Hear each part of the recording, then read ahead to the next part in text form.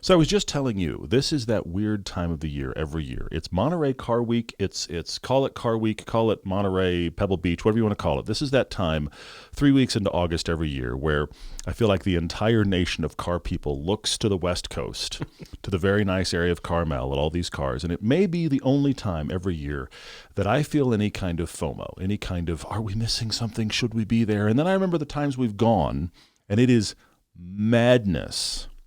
You see all the pretty pictures of the cool cars, and they are very cool, and the weird cars, and the stratospherically expensive cars. Oh, yeah. And one of the struggles I have with it every year, and you and I have talked about this, is I feel like it's just an opportunity for non-rich car people to stand around and applaud those that are rich. It just feels really weird every year. It feels really weird. It's so funny. I mean, there are things you can do that are inexpensive, but most things that you've heard about, like the Quail and Motolux that happened and going to the actual Pebble Beach show, are wildly expensive to get into, prohibitively expensive to get into. There's people by everywhere. design. Of course, there's people everywhere. Yes. Cars you've only ever heard of, it's sitting right there. I'm going to attempt to recreate influencer guides to Monterey. Oh, wow. Okay, good. Everybody does a guide to Monterey, and here's what you should see. And they end up invariably saying the same thing. Of course, yeah. Here's what you do. Show up. Wow, deep. Show up. Deep. Yeah. You will see cars. You don't even have to go to all these expensive shows. No. The auction, actually, to go into the auction, just observe, it used to be $40. I don't know what it is now, but still, you can go in for it relatively inexpensively. There's restaurants, there's more wine than you can possibly imagine.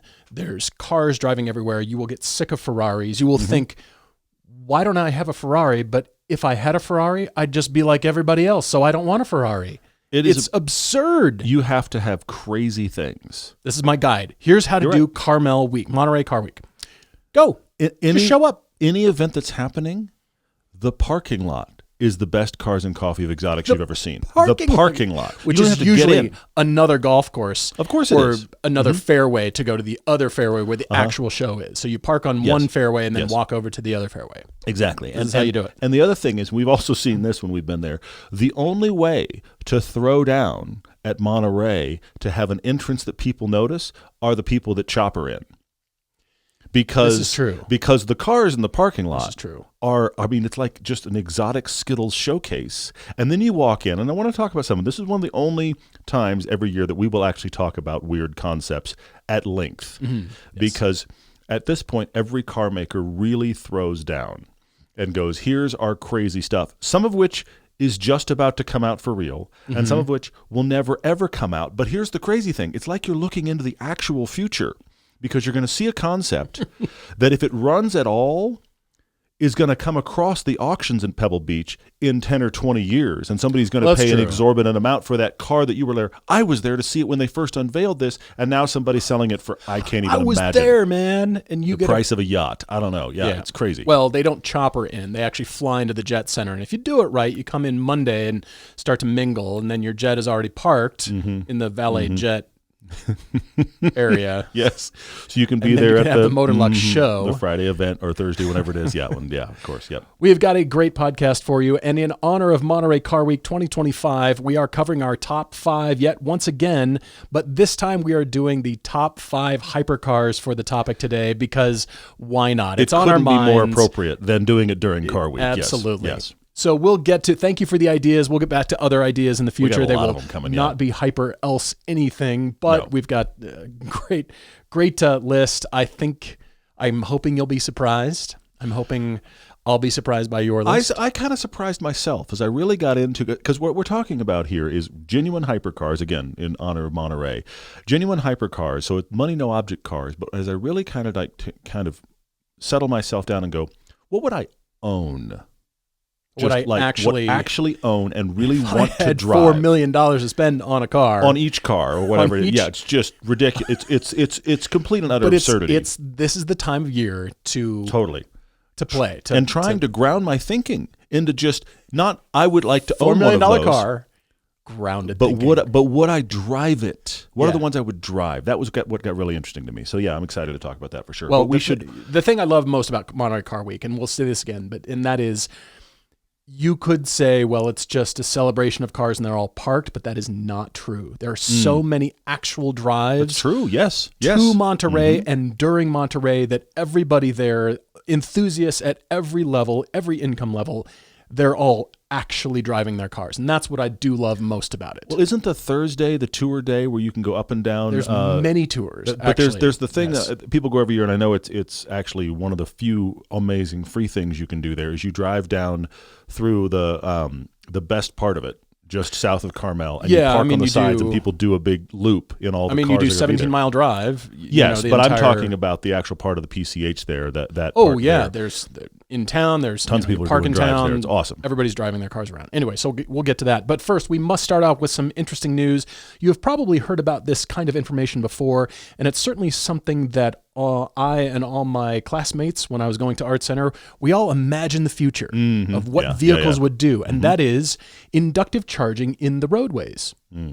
But here, outside of Paris, built into a section of the A10 freeway, that is actually happening. Testing is going right now. It's underway as of September on a stretch of French motorway equipped with the Charge As You Drive electricity chargers placed underneath the road surface.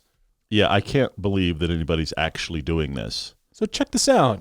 Really interesting. They are going to be testing a specially equipped prototype coach, lorry, van, and car. So that means, to those of us that are not in Europe, that means a bus, a semi, and an actual car. But the reality is they're having to build these specifically to interact with the roads because the current fleet of electric cars from anybody you can think of isn't designed to interact with this. It's a cool idea, right? But you've got to retrofit and build a car to talk to the roadway. Correct. So testing is underway, and apparently that last year, 1 kilometer of Charge As You Drive road costs at least €4 million.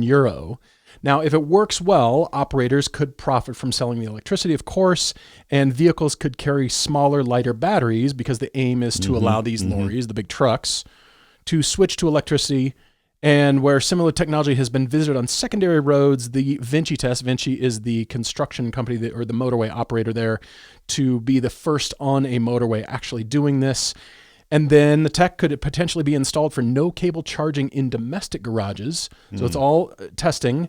But opponents fear electromagnetic radiation from powerful induction plates like this might cause health problems to humans and animals. So we shall see. It stands to reason. The idea is really cool. The idea has been really cool. The concept of you don't have to carry all your batteries around. Okay, that's huge because of the amount of weight it can bring down, because battery and the weight and the recharging time and all of this problem. I love the idea. I think, the cost is way up there. Yes. What are the downsides per kilometer? Yes. That's up so there. For those of you that don't speak it, that's roughly a half mile. Anyway, that's a lot of money. The point is, what are the downsides? I can see the upsides. What are the downsides? We just don't know, but I'm fascinated that they're actually doing it. Yeah, really interesting. I'm fascinated by the push, because the future is going to be not just the vehicles. It's going to be the entire infrastructure. It's not just going to be charging, not just gas. It's going to be roadways and thinking differently.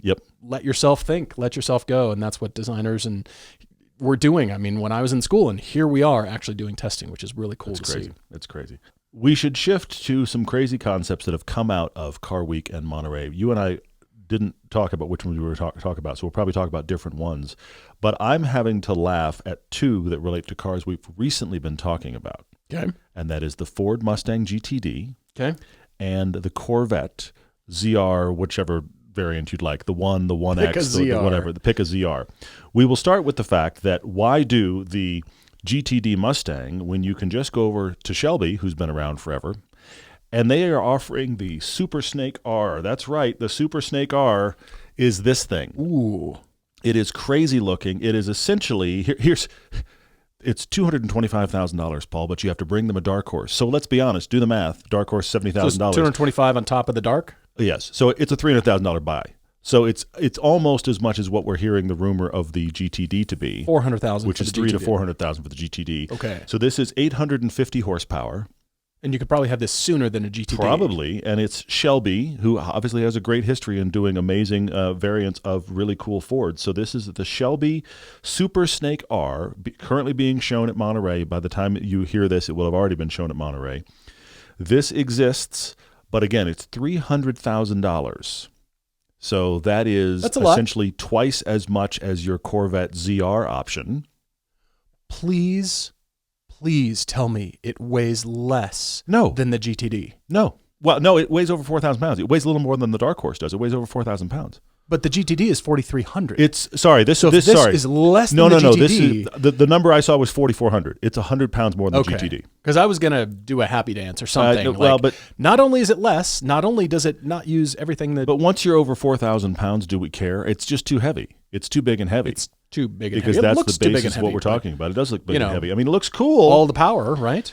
So there's that going on, and then of course Melt your tires instantly. Yeah, well, consumables are the problem. Here's the thing we have to keep thinking about, and electric cars prove this, but these big monsters are proving it as well. Once you add weight, your consumables go way up. So if you ever want to use the capability of what these cars do, expect to blow through tires and brakes.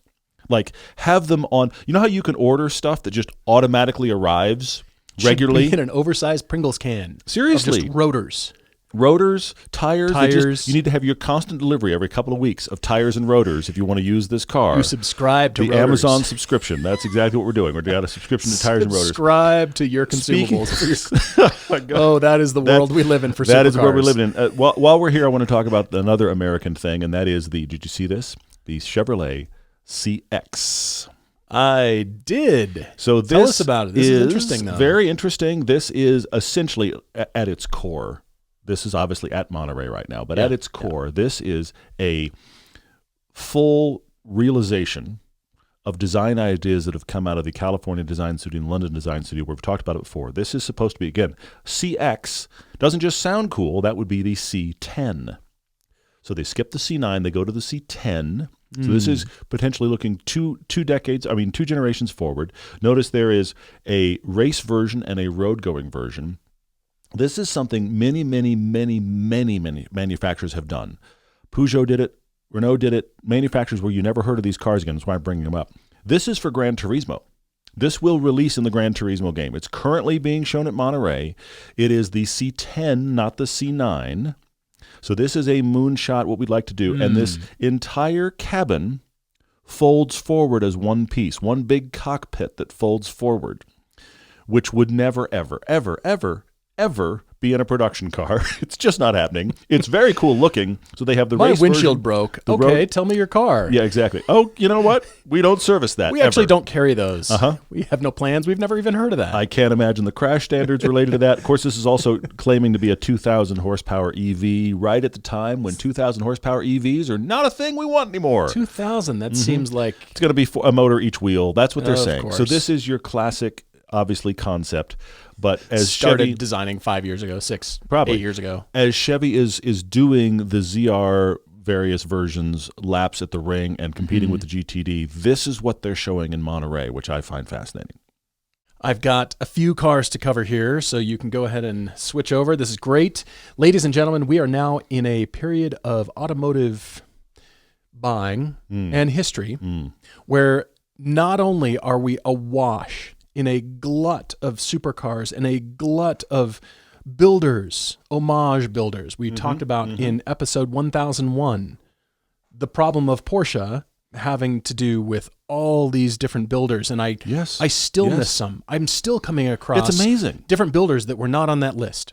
Who out there, with all of the 20-something builders that are making niche restorations, resto-mods of the 911, who is still out there? If you're still finding more going, that's a market that's untapped. What on earth? But it is untapped apparently because now not only are these builders out there, and not only are they offering, a new car comes out, the Corvette C10, whatever. The Ferrari, anything. We always read about this cool new car, and it's always like we are always the last to know because we were not informed because we are not on the list. We're not on the list to be buyers. We really aren't. Yeah. So now we're at a point in time where you must be invited to come purchase the new product. I mean, it's been actually kind of going on for a while. But sure. Yeah. We're getting down to not just building, Ferrari building 799 F80s with Gunther Works and their brand new GWX. A 4-liter flat six making 440 horsepower, 320 pound-feet of torque in a reimagined 911 carbon fiber. Every single panel is carbon fiber. Most things on this car are carbon fiber. So this looks like what, a 964, 993, maybe a 993. I guess it's a 993 I shape, but it is no actual 993 body panels because they redid them all. They redid everything in carbon fiber, so it's painted this deep grape, glossy it's a great color looking purple with a giant wing on the back. Yes. This is now offered, but it's not offered from Gunther Works because they have to invite you, and they're only building 3 of them to their extra very special customers. So they're only building 3. So they're not reimagining anything like their competitors. They're remastering. Really? Is that the term? Yes, that is the new term. And now they have introduced the new Project F26, which is also a 4-liter flat six, but now this makes 1,000 horsepower and 750 pound-feet of torque. So that GWX... And rear-wheel drive? And rear-wheel drive. So this now gosh. Looks like a slant nose. It does, but Porsche from back in the day. Really nicely modernized slant nose. 3.2 Carrera, that but the front end looks amazing, actually. Yes, totally different styling, completely different wing, but similar. You can tell it's a little. It's Gunther Works. It's a little more full surfaces. Bubbly is an insult and the wrong term, but full, meaty, very beautiful, full, sexy surfaces on this car. So this one's painted silver. Think about the other one, that GWX, the purple one. Yeah. 440 horsepower, 320 pound-feet of torque. Plenty.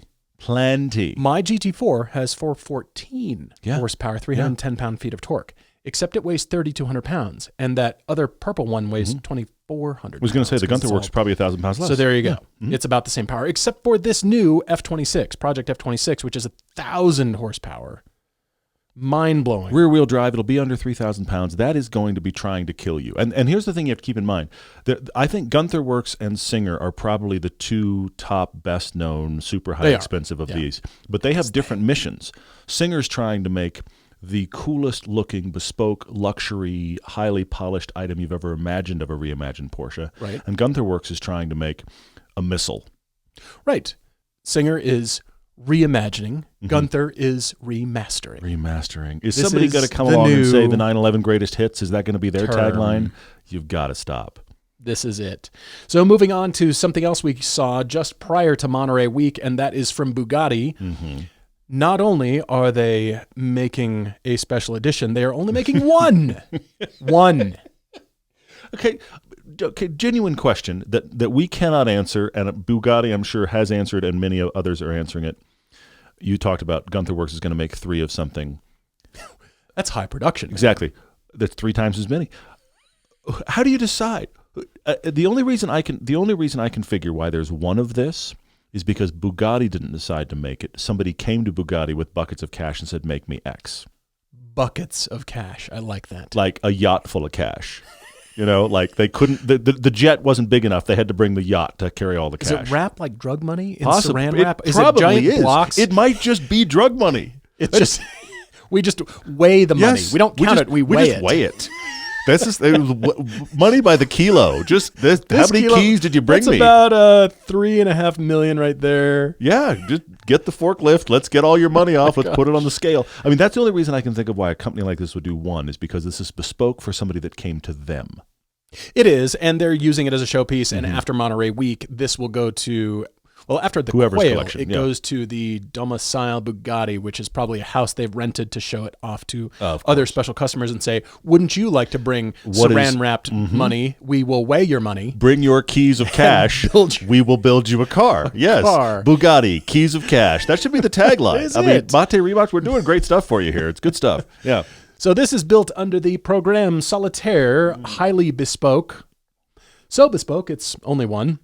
It's got the 1,600 horsepower W16, though. It is not the new Tourbillon with the V16 built by Cosworth hybrid drivetrain. It is the old W16. Why would you accept quad turbo? Because, well, the other one's still quad because they started turbo, building it for a while ago. Yeah, that's why. Handcrafted sculpture of Brouillard. So this is the Bugatti Brouillard in olive green. And they've got... Is this for Jackie Stewart? Because it's got tartan on the steering wheel. It is tartan everywhere in the seats and a horse motif. Equine motif everywhere, down to the sculpture encased in acrylic. I think it's acrylic.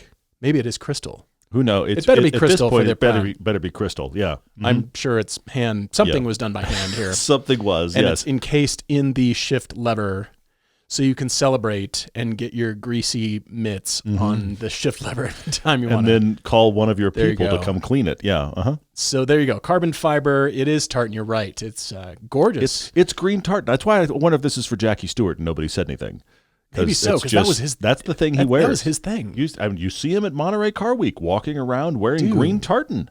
I'm sure it's his tartan. I'm sure it is the Stewart tartan. I have no doubt in my mind that is directly connected to his history. Anyway, moving on. Wow. So Bugatti, one of one.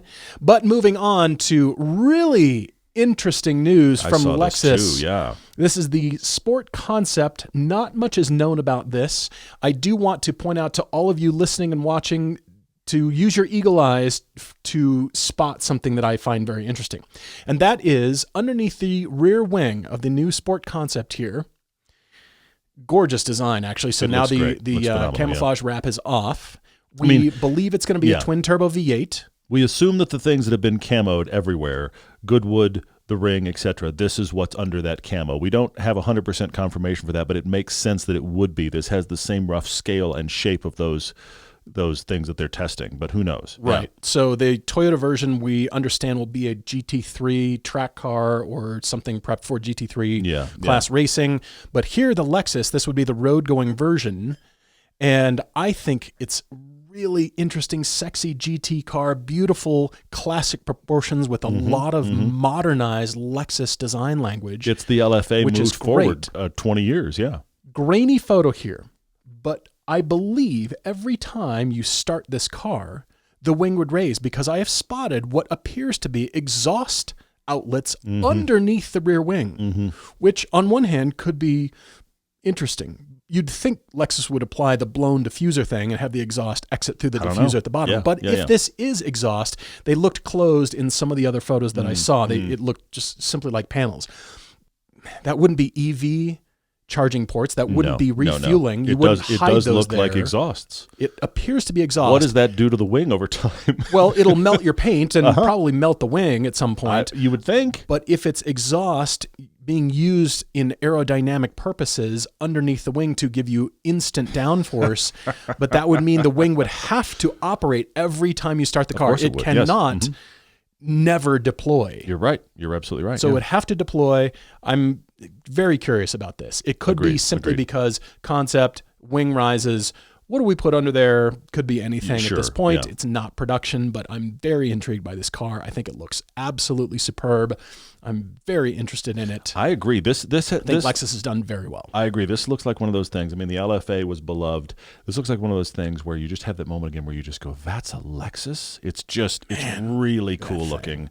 I think this weird seafoam green color they released it in for these photos is not my favorite choice, but it does look really cool. Does definitely. And I feel like with that front view, with the look at the front lights, it has a little bit of an Avaya X shape to it. Oh, sure, yeah. But I'm just saying that as it just looks amazing. I think it's a fantastic looking car. It does have the scale, even bigger, the scale and the concept of the GT that you see in the LFA or even the LC500. This is a fascinating move forward. Also notice there is absolutely no Predator Maw on this car. No Predator Maw, just a hint of it. But what I love the most about these surfaces, it's the proportions first, big, beautiful, broad GT kinds of surfaces. But there's a 1, 2, 3 read, big slab surfaces. Then Huge there's hood. very prominent design elements, front and rear, whether it's intakes or headlights. New signature. You can still see that in the signature lighting here. That check mark, their Nike check mark looking swoosh thing. Shape. And then you look further. The third read is details, small details, grille designs, patterning. Interesting lights, little tiny things, little reflections, little jogs in the surface. So it's a beautiful 1, 2, 3 read. Again, I think they've done a superb job.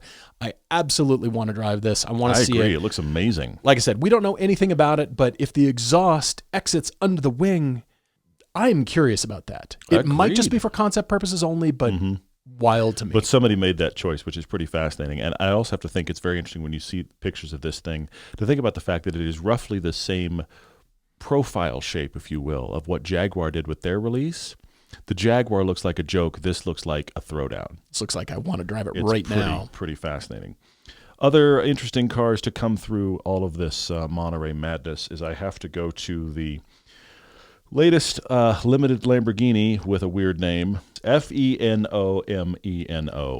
Phenomeno. Tell us all why we should be excited about this. I'm not really sure. It just seems to be like another iteration. Here's something that came out of apparently the press release, because I saw it in multiple articles about this car, which means the term I'm about to tell you all must have come from Lamborghini. You've heard about a car being a one-off. They are declaring Bugatti this does it. a few-off. That is a stretch. The discussion is they're going to make like 29 or so. You know what's happened here is these are probably already spoken for by Lamborghini faithful. It is, of course, a variation of the Revuelto. They did this to the prior generations of the Lamborghini ad nauseum. They made so many special editions. I saw a picture actually in Monterey of somebody driving a Siesto, which looked gorgeous in reality. I mean, Lamborghini has done this successfully for the last 10, 15 years, where they take one of the models they're currently building and they make a few off. I can't believe I'm repeating that. They make a few off of it, where it's essentially different bodywork and some slight tweaks.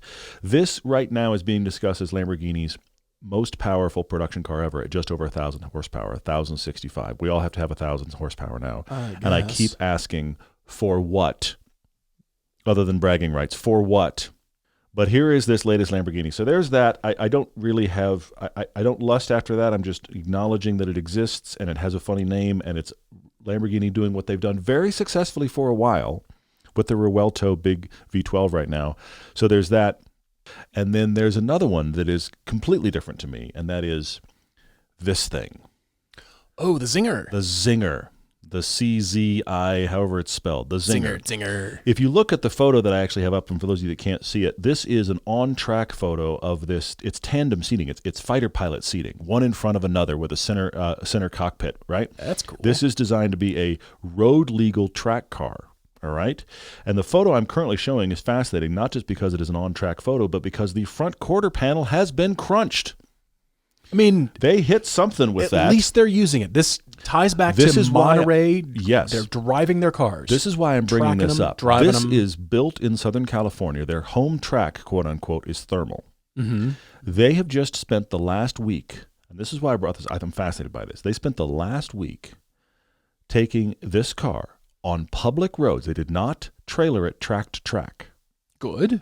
They did 1,000 miles of driving and set production car records at 5 California racetracks: Thunderhill, Sonoma, Laguna, Willow, and their home track at Thermal.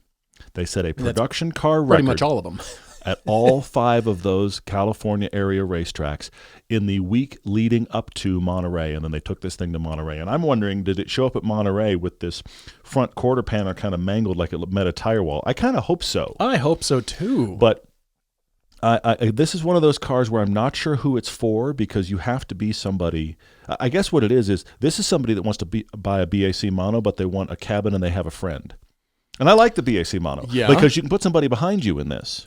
And you can actually drive it on the road and not be exposed to the elements. I mean, it's even got a windshield wiper. It's craziness. But this, you look at it, this is a crazy-looking, U.S.-made, very specific, super powerful, track-capable car. And what I am most impressed by is they drove it track to track and then went to Monterey. I didn't know that. Yeah, I'm very impressed that they did that. I mean, why would you want to be in the back seat?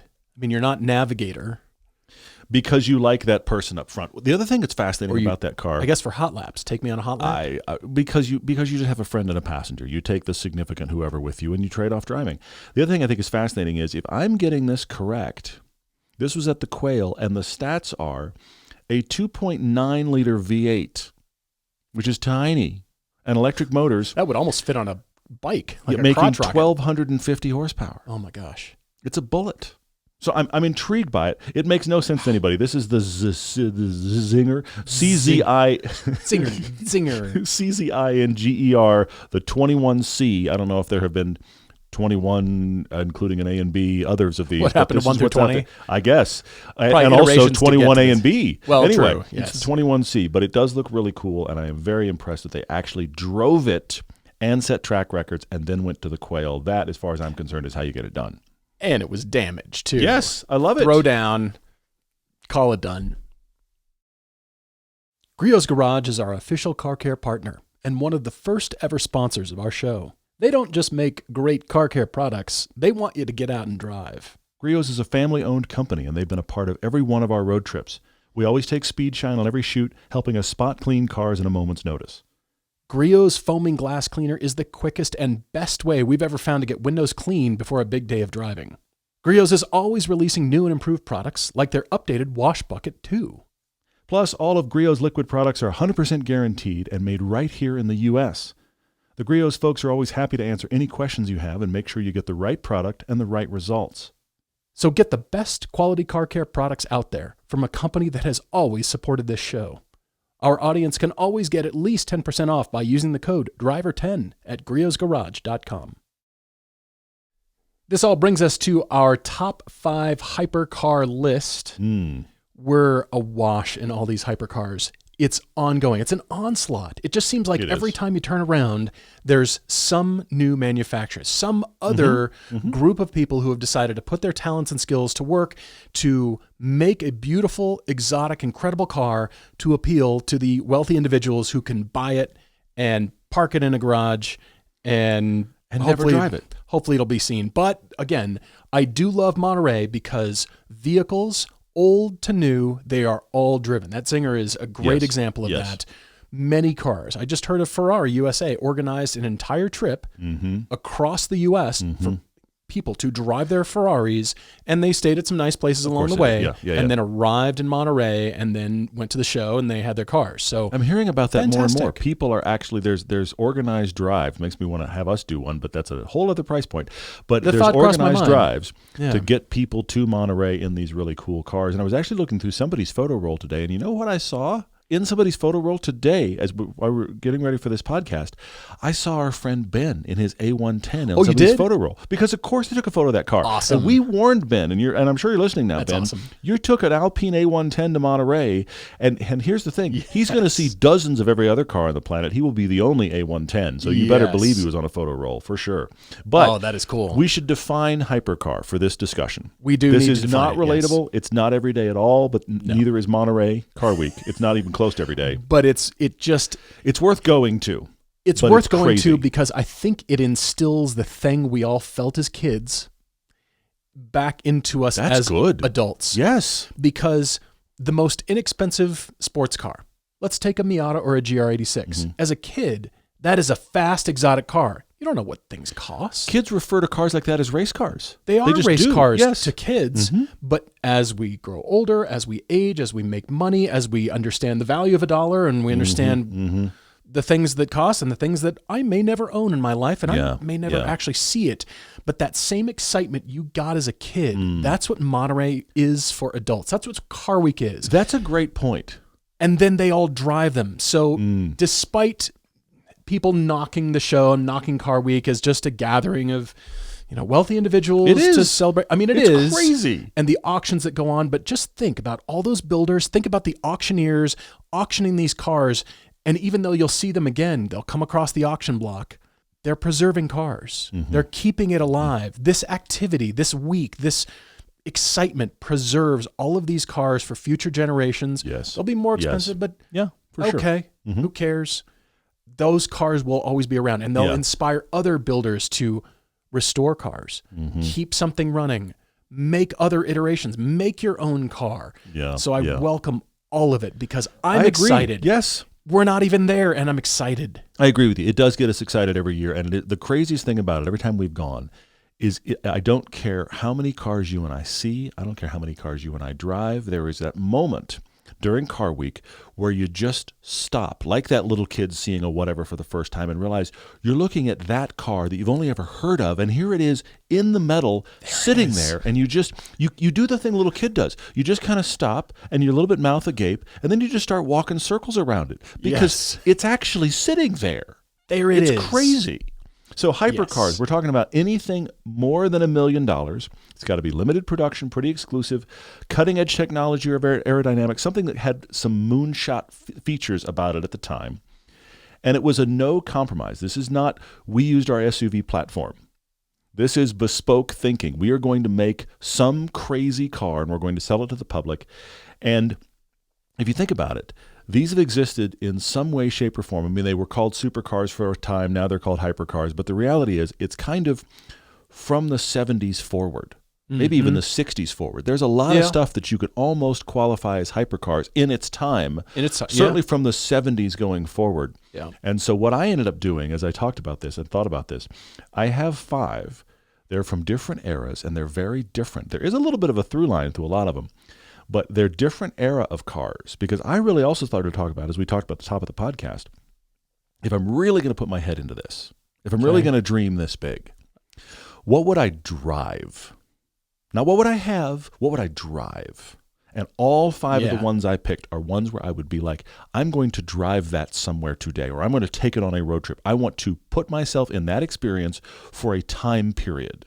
That's good. And that really informed my decision, because I realized there were a couple of cars that popped in my mind, and I was like, but yeah, I just don't know that I want to drive that very much. It's interesting. I'd like to drive it, but like own it and drive it and like go out in it today. Imagine yourself I'm interested. driving it. Yeah. Those were the 5 kind of cars I picked, and I ended up being a pretty good swath. I'm excited to hear your range as well.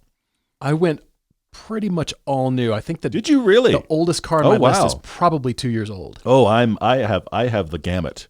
Do you really? I have That's really multiple exciting. decades of cars. Yes. That's interesting. I think the other requirement that we settled upon was it can't be based upon anything. Not at all. Which No. eliminates all the Gunther Works and the Singers and the weird Lamborghinis rebuilders, too. for sure. Yeah. As cool as those cars are, as much as I want them, I want all the iterations. Even that Volvo Cyan P1800 concept. That was super cool and very expensive. Yeah. Uh-huh. But it's based on something. It's a reimagining. It's a redoing something. There's Ferraris and Lambos, and everybody's sort of redoing a car. I want those. Those are valid. They're more than $1 million. They're carbon fiber replacement They would parts, qualify in many ways, but I don't think that makes sense here. Based on something. This is original thinking. This is brand new, latest tech, pursuing, the highest quality build, no compromises. Love it. That's great. That's what I went for. So, mind if I dive in? Go for it, please. I want to hear. All right. First car on my list is from the man. Oh.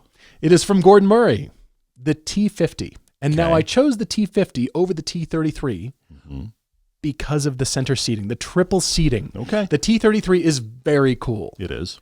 Styling-wise, not as resolved to my eye as the T50. Really? I feel the opposite. Oh, you do? I actually don't. The more I look at the T50, the more I don't think it looks good. It may be one of those cars, and the Alpine A110 is on this list, as one of those cars that doesn't work quite right in photos, but when you stand there with it, it has a presence that makes it resolve. And the T50 might be that. It very well But could in be, photos, for me, I don't like the T50 enough. I'll come back to it, but That's keep going. funny. I'm the opposite. Interesting. All right, good. The T50, again, in photos, feels more resolved to my eye. It's very slab-sided. If you see this dead on, front or rear, it's very slab-sided and very vertical, just very little tumble home because they've got to fit passengers on each side of the driver. All the way to the edges. Cargo space, and a lovely, lovely Cosworth V12. The engine's amazing. Everything you hear about this engine, and with the fan for the aerodynamics out the back. I mean, this is like a crazy anime car come to life. It's incredible. It really is. So with that, $3,155,600, a 6-speed manual transmission, 661 horsepower with 353 pound-feet of torque, and that translates to a 12,100 RPM redline. Oh. If you visit Gordon Murray's website, you can even click a button and hear that V12, and it sends shivers. It is unbelievable to hear. It also only weighs 2,400 pounds. Gosh. Spectacular.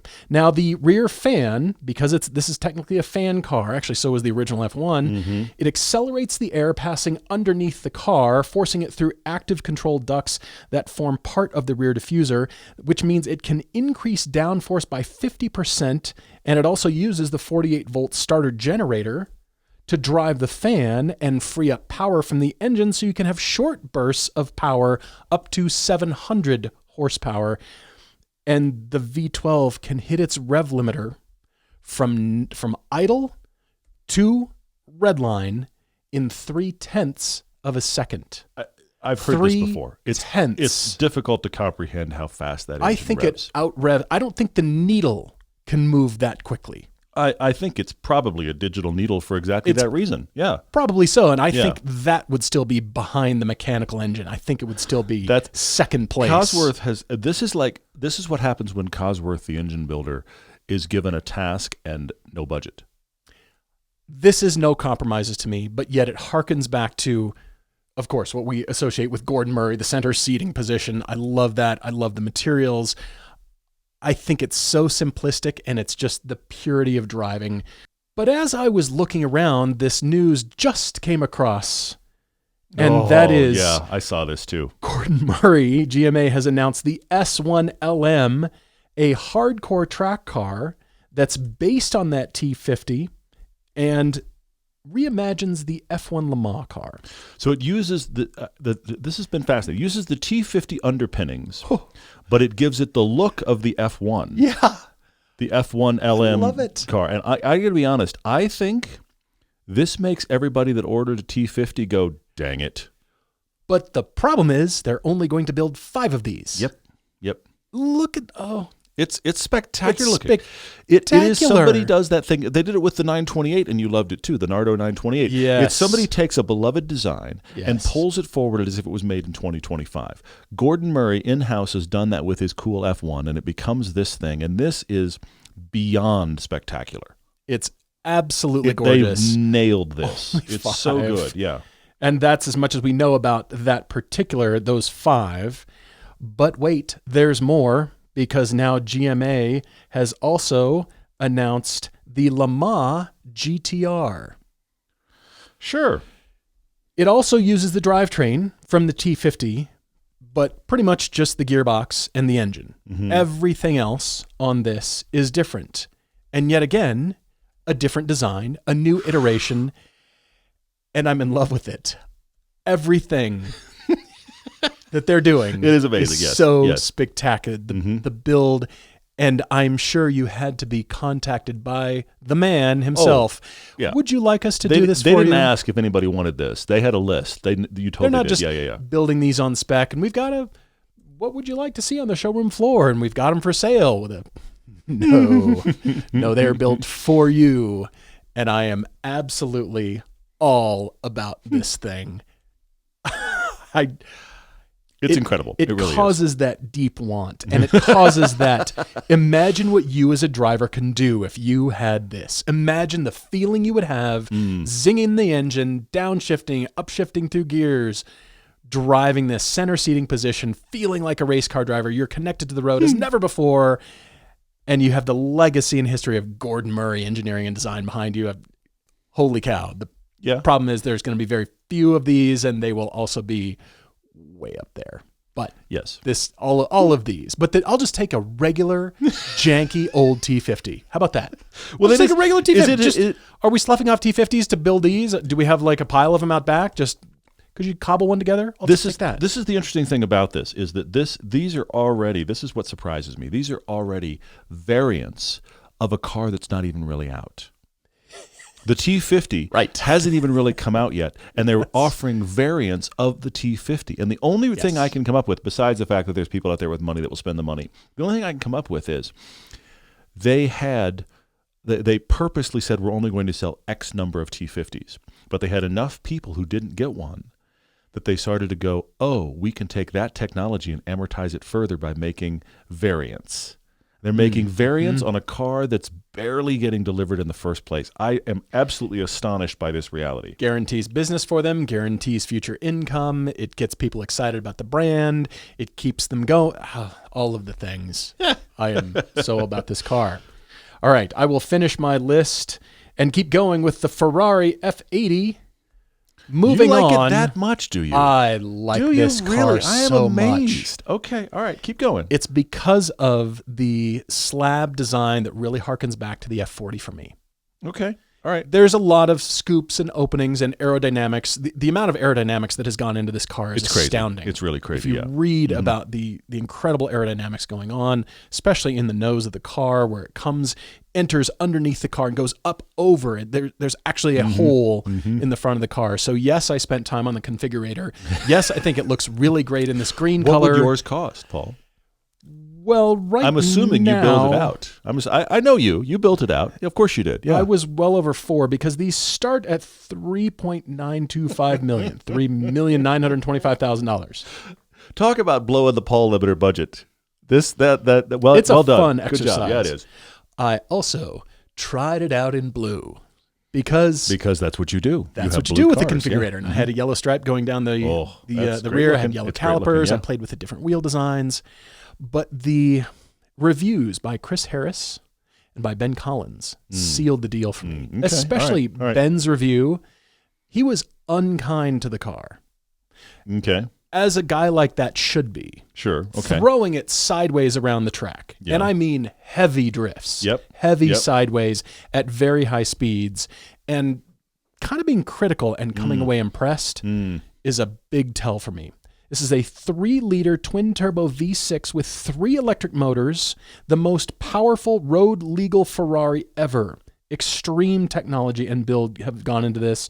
1,184 horsepower, 793 pound-feet of torque, 8-speed DCT. It's a little on the heavy side. What I could find was about 3,700 pounds, 34 to 3,700 pounds. But that's okay. Only 799 are to be built. But yes, track-worthy, Ferrari-worthy, and to me, since Ferrari has brought their styling back in-house, I feel like they're finding their voice again without Pininfarina. They're finding what it truly means to have a desirable, interesting Ferrari, and they had to look back to the F40 to influence that. It's a Le Mans car. There's a lot of Le Mans influence here, but it's not so crazy openings and lines that are there for seemingly no reason. It was hard to determine a theme. Here I can see the themes. I see Le Mans car. I see F40. I see history. I see legacy. That's what does it for me. Oh, in a big way. I love it. I do like this money, no object exercise. Oh, you are having fun. Moving on to a car done by a designer named Sasha Selipanov, who is also a fellow Art Center graduate. He graduated, I think, about a decade after I did, and went on to work for Bugatti, most notably designed the Bugatti Chiron, and broke out on his own to design a car, and actually, I believe, is going to production. It's very close. Yep. But he has designed the Nilu 27. It is incredible looking, and the stats are unbelievable. For a designer to actually execute and pull off building a car is big news. It hits real close to my heart. Yeah.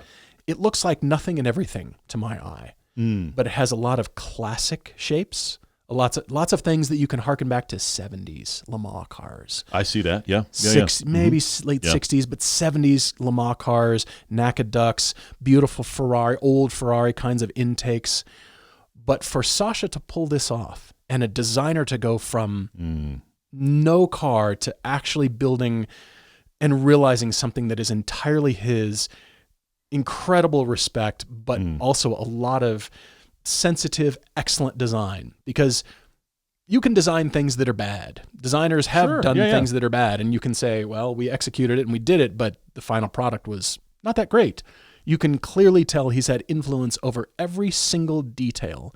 And it has a lightweight look. It has a Le Mans look. It has a classic look to me. But most importantly are the specs. Oh, no. Because he has worked with Hartley engines in New Zealand to build a 6.5-liter V12 with 1,000 horsepower, close to a 12,000 RPM redline, 7-speed gated manual transmission, targeted a curb weight of just over 2,600 pounds, about 1,200 kilograms. The price is unconfirmed, but I think we can safely say it will be in the millions. But here is that engine. What a work of art, not just the exhaust, because the whole thing is crazy. Exits from the top of the V, which is excellent. It's such a beautiful piece. I am so all about this car. It's just, it's superb. Sasha, well done. I want to drive this. It is something I feel like I would drive constantly. I would beat on this thing. You can sense a designer who wants to build something that is drivable but exotic, but still fun. You want to find excuses to just take it out. What's it called again? I always get the name Nilu, wrong. I thought so. Nilu. N-I-L-O, right? Okay, L-U. you got it. All right, yeah. Nilu 27. I will admit that almost made my list. It really Really? did. That was almost on my Really? list, and it was a little bit too vaporware for me to go there, but I did like it. It is still vaporware. It almost made my It list, is. but I'm very, very impressed. That's a great list, man. Bravo. And you did go all modern stuff. I'm very impressed. Well, 2 left. Okay. Yeah, keep going. Aston Martin Valkyrie with a Cosworth V12. I can't get enough of the Cosworth V12s, Yeah, apparently. for sure. Yeah. $4 million for these. Sculptural, beautiful. Mm-hmm. But what blows my mind the most about this is it's F1 for the street. It is, yeah. And that bubble that you sit in, Mm-hmm. the cockpit, if you look through the front wheels, how could they have done this? Yeah, How did they you're pull right. this off? You're right, yeah. It's a little pod. Mm-hmm. Your feet point towards the center line of the car. Yep. How did they pull this car off? Absolutely It's like gorgeous. it's like the front wheels are on stalks. It's the weirdest Really thing. art. It really is crazy. Delicate, beautiful. V12, Aston styling. So desirable. This car is old, on the oldest one on my list, weirdly. It's 2 or 3 years old at this point. Okay. But yep, it just got seems yep. like they're just barely getting out there, but it's real. Mm-hmm. The execution is real. 4 million. I This have stirs me. I have to stop real quick and acknowledge that there is one here in the Salt Lake area, Yes, there is. owned by a guy with a big Instagram account that they bedazzled for Monterey. Yeah. And I just You just. shake just. I shake my head. Uh-huh. I just it absolutely It's the- so many of the decisions were done for the Instagram likes. I don't even know another way to put it. And I've also seen that they got what they needed. They got the press acknowledgement. Various people are like, oh, bedazzled Aston Martin, we should take pictures of it. So they're getting the coverage that they want. So Yes. I just can't. Okay, I can't. All right, moving on. Moving on to my last choice on Okay. the list from a company called Oil Stain Lab. Oh, making I'm not car- surprised you went here. Yeah, okay. Keep going. Now, again, this is not based on anything, Mm-hmm. even though the first go around was it was called the half 911. That's where it was derived from. Yeah. This is the second iteration, is my understanding, the definitely cleaned up, more bespoke iteration with a carbon tub. All of these have carbon tubs, and it is a flat 6, but it's called the HF11, deriving its name from the first half yeah. 11, Yeah. which is great. And this is 1.8 million, which is the That's got to be the cheapest thing on your least list. expensive. Yeah, I They don't know what do you're make. doing.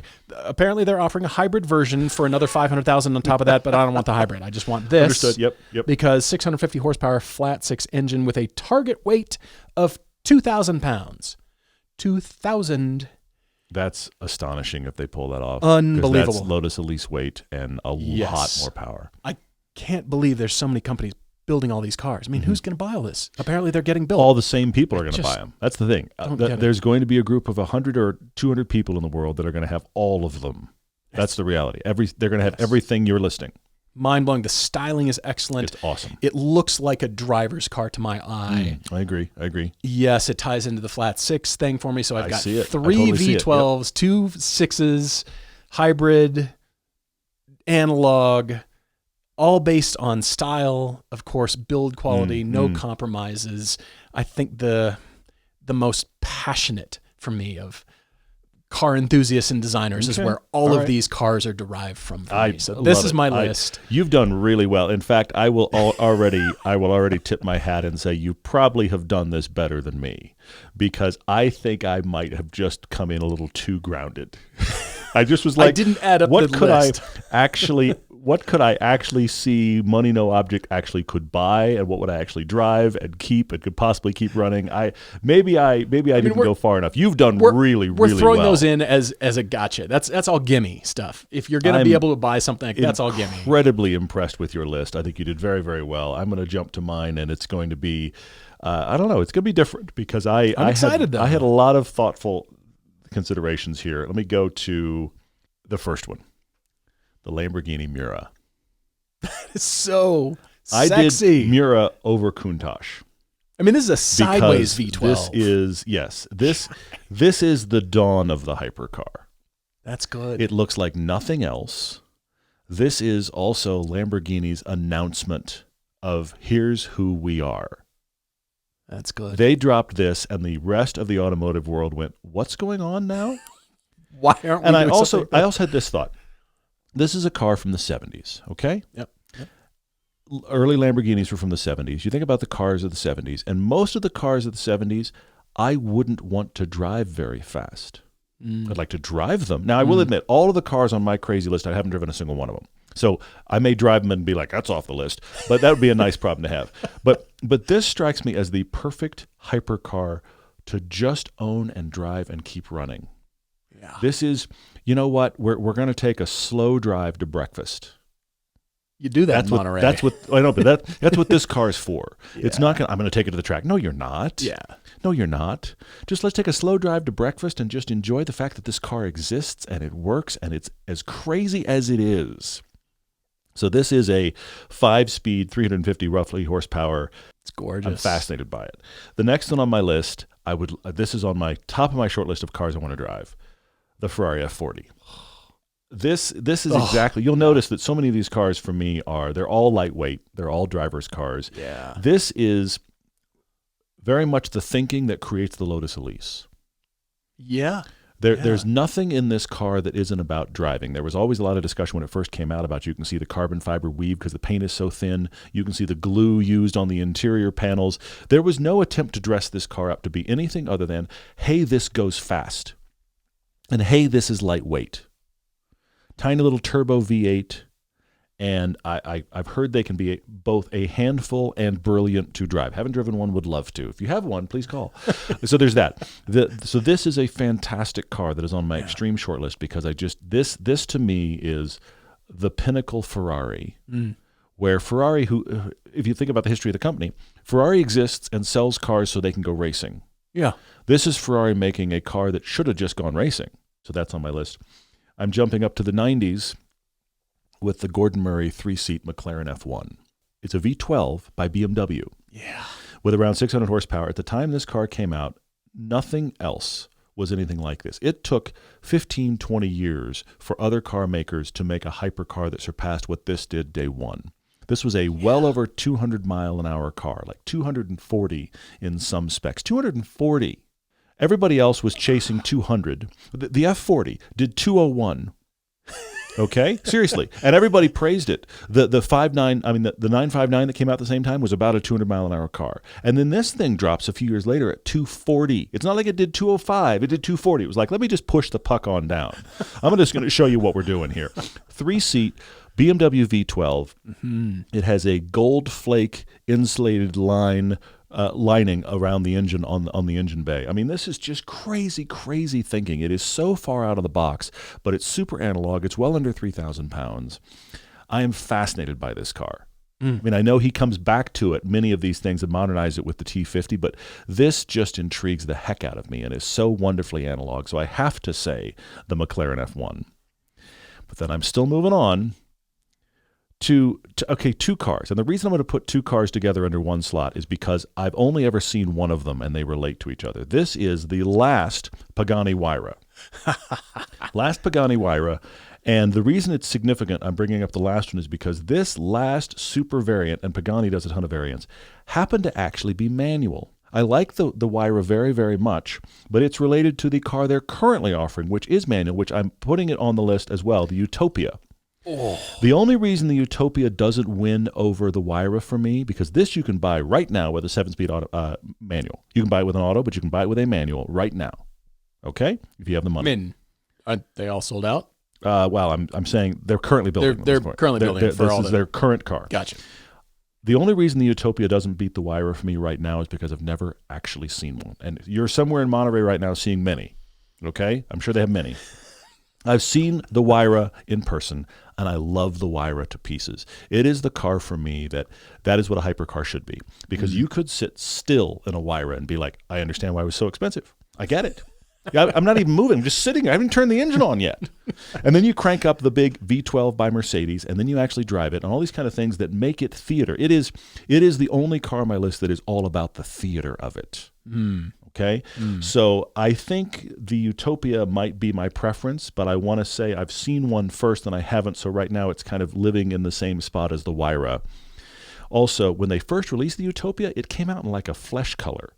It was like a Oh, Caucasian yeah. skin color. It was terrible. Yeah, that was not good. This one I've got a photo of here is a gorgeous Bordeaux red color, and it looks spectacular. I've also seen it in a great blue and a really nice green. This car deserves to be a color. It looks great. I would love to see one in person. I would also love to drive one. Yes. The rare manual transmission. I was gonna say these are hypercar. manuals You as can get well. them manual or auto. It's unbelievable. The world is littered with manual V12 supercars. Well, here's the thing. Littered. Between my Emira at $100,000 and the $1 million plus, there are no manuals. But more than $1 million, the manuals show up again. And I'm very curious to see if that changes, because the Emira that I own at $100,000, which I will admit is a lot of money. It's a much more car than I ever thought I'd own in my lifetime. But that's the end. Above that, there's no manuals. It's like, the tumbleweeds are blowing down the street. You can't get a manual. You can walk in 100,000 to $1 million, nothing. Yes, you can say, Really? I have $500,000 right now, and I'd like to buy a manual, and nobody's got anything for you. You want to spend over $1 million, you want to spend millions, you get back into these cars with manuals. Because that's where the market is going, is that the people with crazy money want something other people can't have. And so the manual, just like buttons and knobs, is coming back. While everything goes screen and CVTs for the rest of us, they want to get manual with a bespoke switch and knob. So yes, the Utopia comes with the manual. And so does my last car on my list. And I'm back to Gordon Murray with the T33. So tell me, I prefer it over the T50. Is it styling? Is it it's everything twofold. added up? It's twofold. It's mainly styling and theoretical usability. It's still a 600 horsepower car, but the V12 is the same V12, but it's D2, and I think it spins to only 11,000 RPM. Darn. Sorry, it only has 600 horsepower. Although this does strike me as a slightly inflated Elise with a V12. Well, it actually is in many ways the Emira made lighter and more powerful. That's a good point. Yeah, so this is a couple $1 million car. I already have my weird 3-seater in the McLaren F1. This is a 2-seater car. This feels like a hypercar. This is also, in many ways, you're right, it's Elise thinking. It is a modern driver's car that is super light, but is also a car. It has 2 seats, not 3. It has a 6-speed manual. 600 horsepower is going to be plenty. It'll move. And I actually do think the styling on this, and maybe it's because it is a 2-seat, I actually think the styling on this, to me personally, is more interesting than the T50. I think it is more complete, and I like it. Also, it comes in this spider target top thing, which is pretty cool. So I'm going to go, I may be the only person on the planet, but I'm going to go T33 over the T50. Okay. I've also got my McLaren F1 on this list. I'm okay. But this is the last of my 5. Every one of them, if I look at it, the Paganis are the only really, truly crazy ones. And the rest of them, the Miura is borderline, are about, let's make a driver's car. I haven't even added mine up, and I can tell you won, because you've got a McLaren F1 on your list.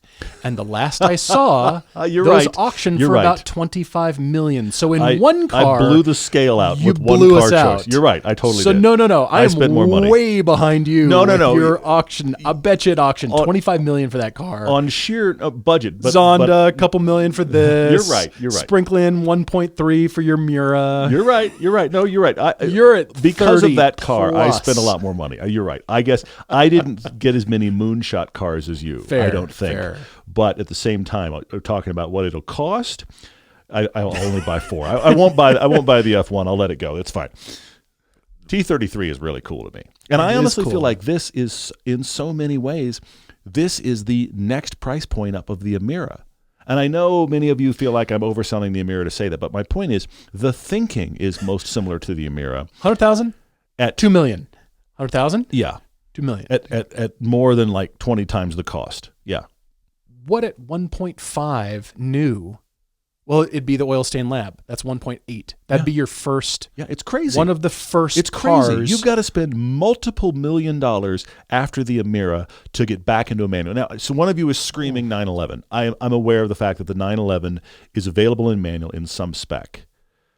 Okay, I'll give that to you. Yeah. But I don't think that the 911 typically gets thought of in this kind of hypercar, supercar shopping. And I'm not claiming the Emira is a supercar or hypercar either. I'm not claiming at that point. But I think when you're spending $250,000 to $1 million, you think you're buying a supercar or hypercar. And at that point, there's really not any manuals for you. Possibly the 911 ST, but that still feels like a sports car cranked up. It's not a hypercar. supercar hypercar. Yeah. It's weird. They're just not for sale. You got to spend millions to get a manual. Ridiculous. I just like the fact that Todd outspent me. I like that a lot. Shouldn't have picked the F1. That's the lesson here, everybody. There it is. Since you're listening to us, you'll end up shopping for your next car. And when you do, you need Autotempest.com. Any car, anywhere, at any price. Autotempest searches all the major car listing sites on the web, local or nationwide. And Autotempest has recently added price history for every car listed, so you can see how prices are trending and know if you found a good deal. You can also create search alerts and lists of saved searches, so you can find your perfect spec even easier the next time. Search on any device, in your browser, or as an app for Apple or Android. New, used, or unexpected, Autotempest is how we search for cars. Go to Autotempest.com/everyday so they know we sent you. Autotempest, all the cars, one search. For our first car debate, Akash writes to us from Georgia. He wanted to reach out with a car debate because he just graduated from Georgia Tech in Atlanta. Congratulations, Akash. With a mechanical engineering degree, and he's looking for a car to be as all-in-one as he starts a new job. Love it. But he doesn't know where that job's going to be. Mm-hmm. He has no idea at the moment, but his mom promised him that she would provide the down payment for a new car, $5,000, All right, cool. when he gets a job, and then he could finance the rest. Love it. That's very generous. It's really cool.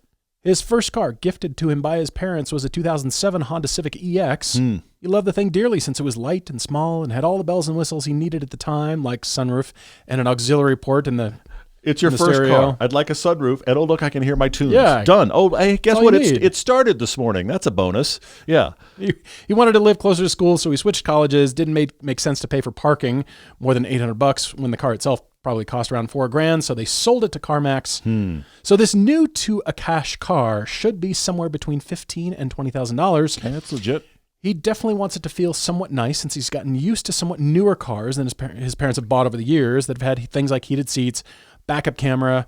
He also needs the car to be reliable because he plans to road trip the heck out of it in his spare time because he hasn't explored much outside of Florida and Georgia. Okay, cool. We got great roads, Akash. Yes. In the West. Well, just work west of that area, Florida and Georgia. Get over into we've still got this whole series coming from our COTA road trip where we went for the first time for us into the Southeast. Yes. So get west of Georgia, get into Tennessee, get into all those great roads there, get all the way into Arkansas, go into the Ozarks. There's so many good roads, not that far from you, and then keep coming west. Now, Akash has not driven a huge variety of cars. He's been studying. He's got his degree. And predominantly, he says his parents' 2013 Honda Pilot, large, heavy steering, gas guzzling. Yep. Did he mention large? That felt large to him. Got it. Yes. And a 2023 Kia Sportage. Slow and slower, but decent interior. His initial thinking was along the lines of a hatch or a wagon since he likes the idea of having extra space for stuff and for people. So things like the Mazda 3 and the V6 come to mind. Okay. But other than that, he is open to anything. So let me land the plane there real quick. I just have to stop and say real quick. Akash is thinking, a Mazda 3 little hatch, that'd be cool. Or what about a Volvo V60 wagon? That'd be cool. Yeah. I could take my friends. I could drive around. It'd be nice. It'd have amenities. And then he, the story takes a turn. Life experience dawns and ruins him. He says he knows what's about to happen isn't smart. He and a friend took a road trip in his friend's mom's 2017 Porsche 911 Cabriolet. Now, I also want to say here, you and your female friend, now I don't know if there's a relationship going on there, but I'm just saying these are the pieces that make up a really nice romantic comedy. Okay? Oh, I love that you're thinking storyline already. Akash and this girlfriend of his, maybe not his girlfriend, but girlfriend of his, took a road trip.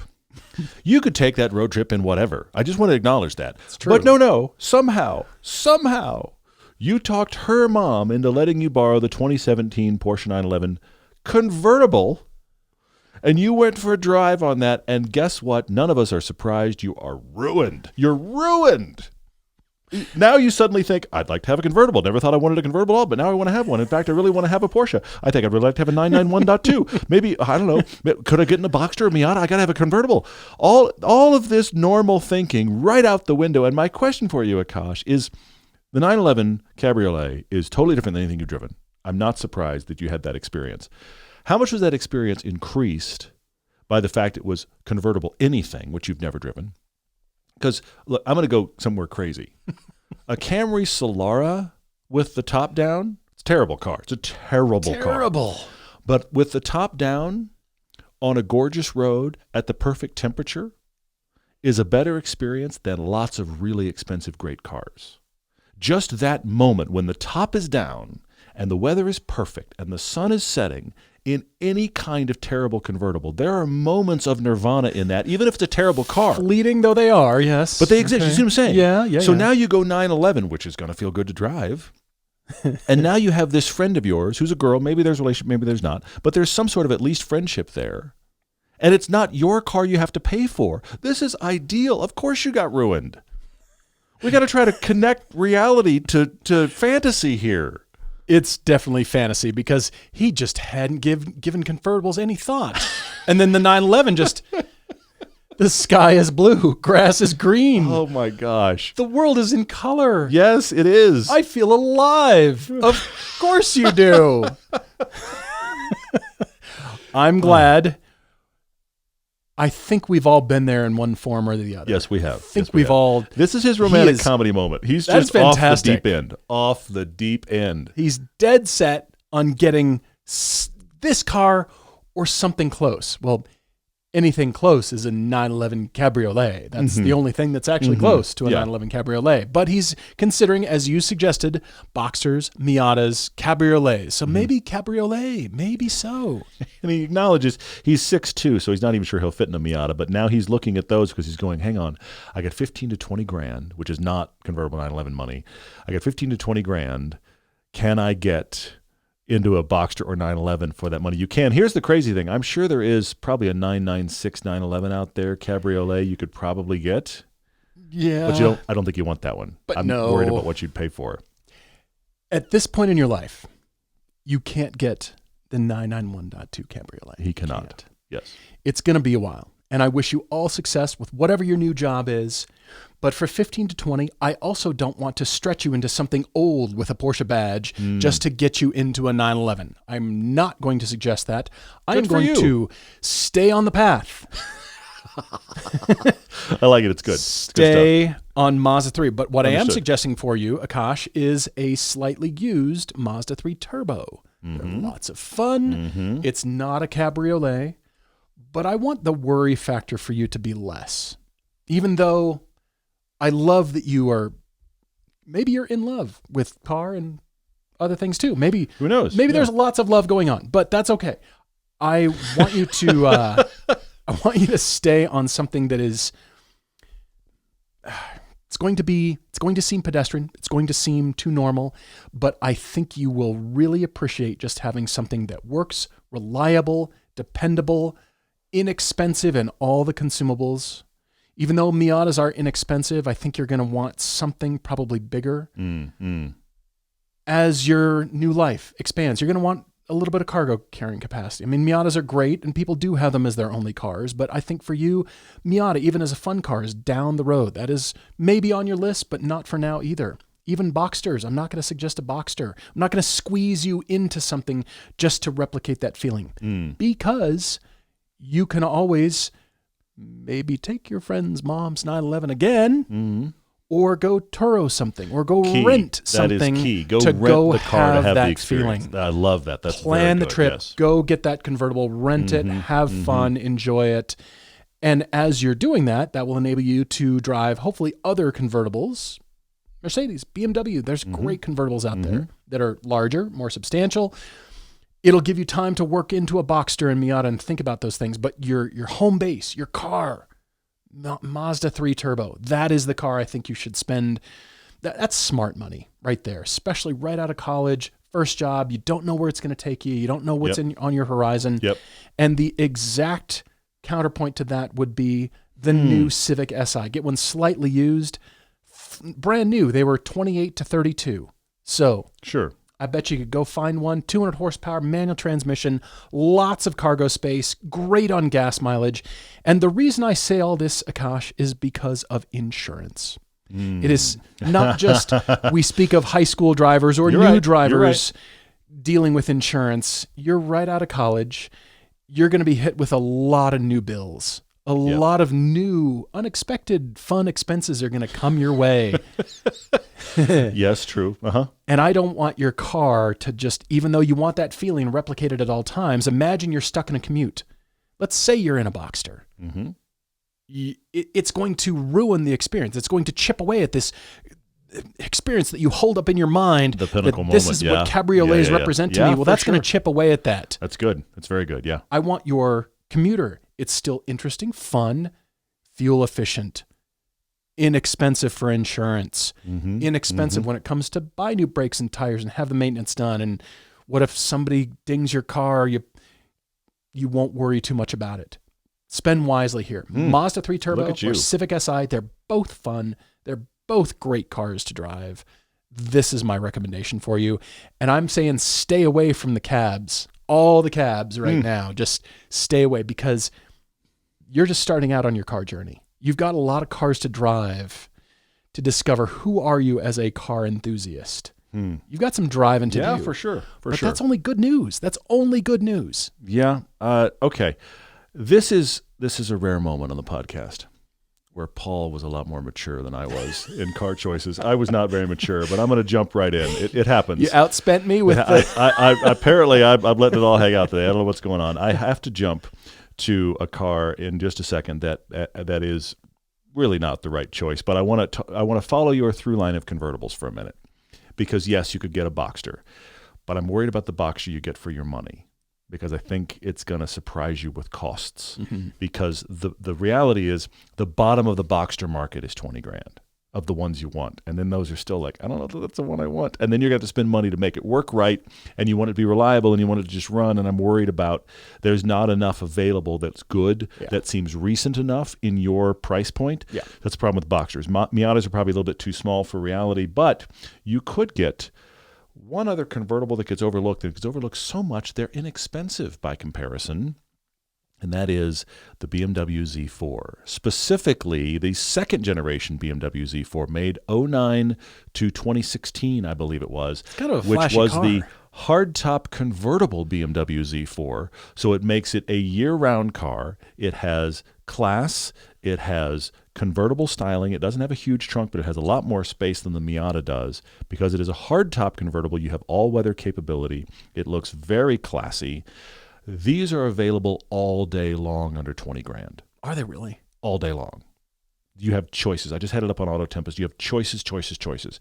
I still don't know that this is the right car for you. But if you really were going to say, I really want to go, I want to converge what I got on the 911 and I want to do it now, I think this is as close as you can get. This is going to feel very high end. It's going to be good dynamically. It's going to have a good amount of power. It's recent. The ones I'm finding under $20,000 are 2015s. It's a 10-year-old car. What 10-year-old Boxster are you buying right now for $20,000? You're not. Zero. Exactly. So this is what I'm saying. Because these are overlooked, you could get one right now, and I think it would be new enough with low enough mileage. It would still be reliable enough. It's not going to be like trying to pick at a Boxster that's 20 years old. I still don't know if this is right, but that's the closest I can get you right now. It's kind of a flashy car. It is. It's a really flashy pretty, car. actually. It's a very pretty car. I think really these great. are criminally overlooked. I really, really like these cars, honestly, especially when you consider how cheap they are right now. Hey, everyone. Yeah, I mean, we'll see if that Quick. changes things, but I think they're very cool. A part of me would like one, actually, because I think they're really cool. I'm very curious about owning one. But anyway, maybe we'll come back to that. The quasi-realistic car, I'm trying to get something genuinely fun for you. Okay. That also can do your realistic stuff, and I landed here. The Veloster N. That's excellent. I wanted to go Elantra N, but the problem is the Elantra Ns haven't come down far enough yet. But the Veloster Ns are out there. This is a 3-door, not a 4-door. It's a 3-door. But you can get them DCT or manual, which means which version do you want? Do you want the commute in the DCT? It's fine. This has the drivetrain of the Elantra N in a slightly quirkier package, but they're not that old. They're overlooked. You can get them for your budget. You don't have to get the crazy blue. You could get a more subtle black. They all have the little red refinement on it. I do like that crazy blue, though. I love the crazy blue. We had a red one once on the show, and the red one looked great. It looked really good in more red. expensive than it is. I was surprised. Yeah. Hyundai, modern tech, this is going to work. I think the Veloster N is that interesting merging of You're discovering yourself as an enthusiast, but you're not too flashy yet. I think it does both. It's good. So I really like the Veloster N. And then I thought about, you don't know what impression you're going to give off at work. You'd like to have some fun, but you need to look like you're not having too much fun. And in your budget, and I have a wild card for you. It's a wild card because I'm worried about maintenance on this. Okay. But my wild card for you that I really, really like is the GLA AMG 45 Mercedes. That's This actually is pretty good. The grown-up hot hatch. That all-wheel drive. It's Mercedes badged. It looks. Here's the thing. First, you talk about reads for a car. Yeah. The first read of this car is you bought a little Mercedes hatchback. It had to be an inexpensive Mercedes. Yeah. You're a classy I've got a really nice red one here I'm showing on screen. You can get it in a normal Mercedes color where it's silver or black. I hate for you to do that, but it's also going to blend more if you do. True. The only giveaway here is after you look at it for a minute, you realize it has a wing on the back of the hatch. What's that doing there? Just needs to blend with your insurance agent. Exactly. But the thing is here, this is powerful. It's very fun to drive. Yeah. It's a dual clutch. This is, I've joked about it before, if you've outgrown the Golf R, you wind up here. This is very classy with incredible seats, but it is 4 doors, 4 seats, a hatchback. But there is no question this is just fun. You don't see very many of them. They don't have second and third buyers, so they're surprisingly affordable. They're out there. So I can't speak to the maintenance on this. I truly can't, and that's the only part of it that worries me. But AMG GLA 45, the 10-year-old ones, 8 to 10-year-old ones, that is a fantastic. Thinking about this. I'm an adult, and I'm giving an adult work image. But I'm also right out of college, and I'm having some fun, and I can road trip this thing, or I can go hoon this thing, and then I can clean it off and go to a nice business dinner, and I just pulled up in my little Mercedes wagon. I think it's less wild than you think, though. I think perception it is less wild than I think it's actually what it actually drives. Kind of doable here. I think it useful. really blends in most people's mind. They're going to be like, oh, just a little Mercedes hatchback.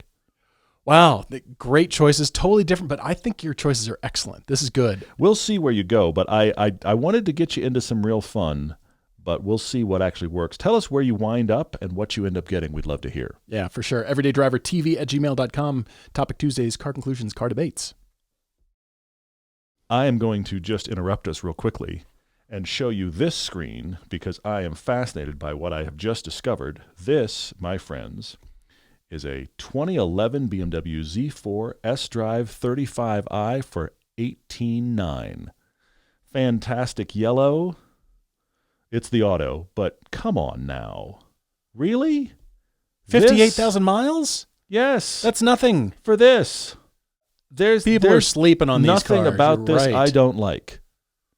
That is fantastic. What? And it's part of a page. I put in $25,000 just to double check, and I have a page of them. Look at this. 2015, 10-year-old car, 65,000 miles, just under $20,000. These cars are being utterly slept on. Wow. And the 28i's are the 4-cylinder, but the 35i's are the 6. Well, this was the second generation after your car. This was the upgraded styling, which I like much better on this. And I think this, to me, is a victory because it's the retractable hardtop. Yeah. Really, really cool. 24, that's got a lot of miles, but come on now. That just means whatever you pick. Yeah. Sorry, I've interrupted us completely. No, it's all I'm good. Utterly fascinated by the fact that this exists. Anyway.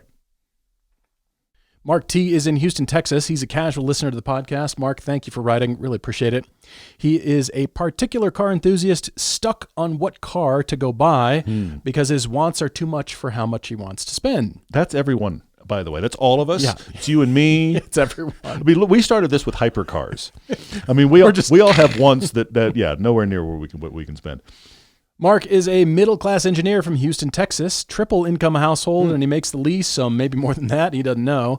He's had beater cars as a mechanic, glorified oil changer, he says, TL Type S from 2001, and Mercedes E-Class from 1998, where he learned to wrench on his own cars. He did a lot of repairs, apparently. Of course you did. After finishing college and some time passed, he got his first new nice car, which is a 2022 GR86. Right when it was hot and new. He loved it. It was automatic. He almost always has two people in the car with him. His mother-in-law lives with them, he and his wife, due to age and other reasons. So he traded that GR86 for a 2023 WRX. Terrible mistake. He only wishes he could turn back the clock. That was the wrong idea. He said 3 trips to the dealership in 2 months, and then it got stolen at the dealership. Okay, time to get out of that car. Go to where the cars are, right? You want to steal a car? Go to where the cars are. Where are all the cars? Okay, I have the ability to break into a car. Where are all the cars? Okay, so he's traded that in. Time to get out of that car, and got his fiance at the time, but now wife's Outback. So he has an Outback. Then he custom ordered a 2024 Mustang GT. Thought, all right, I'm going to move beyond the GR86. I'm going to do that idea, but bigger. Loved the engine. He tracked it just like he did with the 86, and then the reality of weight dawned, because tracking the Mustang cost him a staggering amount compared to the 86, and he kept feeling like he was breaking it. He said body panels of the interior were literally falling apart due to the stresses of tracking it, something he never had happen with the 86, and the consumables on the 86 were maybe half as much as they were on that Mustang. So he sat there going, that doesn't work. So he realized he needed to get out of that. Along the way, traded the Outback for a daily driver 24 Tacoma. The Mustang got swapped out for his mother-in-law, who got a Lexus RX. So now the Mustang is gone. I mean, he didn't swap a car for his mother-in-law, but No. Sorry, you're right. The mother-in-law stayed. The mother-in-law was there. They swapped the Mustang out. And they got for his mother-in-law. You're right. I didn't do that right. The Lexus RX. The mother-in-law is now driving a Lexus RX and apparently really liking it. So there you go. Gotcha. All right. So Mark's request. He's a big numbers guy. He's into reliability. He says within the next 3 years, he can afford a car as long as it's $100,000 or lower. But he's got to wait 3 years to be able to afford that much. Correct. Yeah. He doesn't want to wait that long. Of course you don't. I mean, right? I feel you. You shouldn't. I mean, we're not guys that are good about the waiting for the car. I can't wait. Yeah. If he were to wait less than 1 year, he can get something $20,000 to $40,000, depending if he and his wife have a baby. Okay. He likes to track his cars, as we've established, and his commute is 40 to 60 minutes for days in the office in Houston. Okay. Mark admits he's a car addict. He loves modern engineering and manufacturing, but he tends to have a strong urge to buy new and reliable cars due to experience. But you didn't buy a new and reliable car. You bought a new and panels popping off car. Well, you were tracking it, but still, that doesn't happen. It shouldn't happen. I agree. Yes. He misses the GR86, but wishes it had the Mustang V8. He's 6'3", wide-shouldered, so cars like the new Miata he just doesn't fit into with the top up. Definitely not, yes. We definitely know that. He really likes the idea of being able to sit in a car for a long time if finances ever change. He's risk-averse to high maintenance costs. Okay.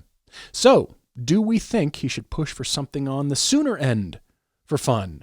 Like the Z car, lots of discounts. Yes, the new they are Nissan getting discounts Z. on those, big time, yeah. Or another 86. He said he knows he'd be satisfied by that. Or maybe give the Mustang a second look with a dark horse. Hopefully it's built better and the steering isn't as light as an F-150. Sorry, let's just stop there real quick. Or move on. Mark, I hate to say this. The dark horse is a worse Mustang. It is a worse Mustang. I have never, and you can watch our piece on it. We drove it against the Nismo Z, which we actually liked quite a bit, and the Supra.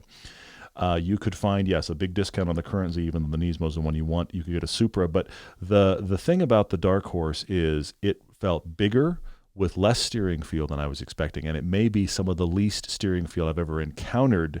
So sadly, the Dark Horse is, I mean, I think we instantly agree, is right out. But onward. Yes. Well, he could take it to Shelby and add $225,000, right? Yes, he could. To get a heavier... Get the Snake R, whatever they're calling it. Yeah. Is it 1,000 horsepower? Is that something like that? Yeah. Or it's wait 850 horsepower. Sorry, yeah. 850. Yeah, just 850. There's no comma in that one. Can't that feel was not the even difference. trying. Yeah. Maybe in a drag race. Who cares? Or wait longer, he says. Go up a tier 2 like an LC500 Lexus or a Corvette, maybe a used 992. Funny. All right. Yep. He always comes around to the 911. Yes, it Everybody's got that poster on the wall. Anyway, yeah. He says he always has a hard time stomaching the price tag because he can use it for other things because it feels like a selfish purchase. But he's got a really hard time waiting too long. Because you're a car guy. I mean, you've said this a million times, Paul, and I fully agree with you. Everybody listening, you have the hole you throw your money down. The thing where if a financial Yes. planner zoomed out on your life, they'd be like, "What are you doing over there? This is all fine. You idiot. What on earth? The thing that makes no sense. You could collect figurines. You could be a comic person. I don't care. You have something that makes absolutely zero sense for you to spend that much money on, whatever that amount is. Yeah. I don't care if you make minimum wage and barely get by. You are still wasting money on something that it's like, what am I doing? And for us, and for many of you listening, that's cars. I look at the cars that I have in my life versus the cars of all of my neighbors. And I know most of my neighbors in Park City are far better off on paper than I am. But I sure throw it down with the cars. The whole of the money, I mean, my yard doesn't look great. My house doesn't look great. The cars are ridiculous. I have neighbors stop me like, what is it that you do? Well, it's clearly not take care of my house very well. But anyway, I have nice cars. That's the whole where my money goes down. And Mark, we relate. Yes. If Mark waits and spends on a nicely optioned Corvette, his thought is that he could use more of a down payment to upgrade his house, or more of that to He could upgrade his house. Sell it and use it as down payment. Got it. Okay. Yeah. All right. He says his house is a 2,000 square foot home with a 2-car garage. It's really just 1-car garage. There's probably a lot of stuff in there, or you have a second office in there maybe. But with 3 cars now, he says 1 or 2 will be on the side of the road.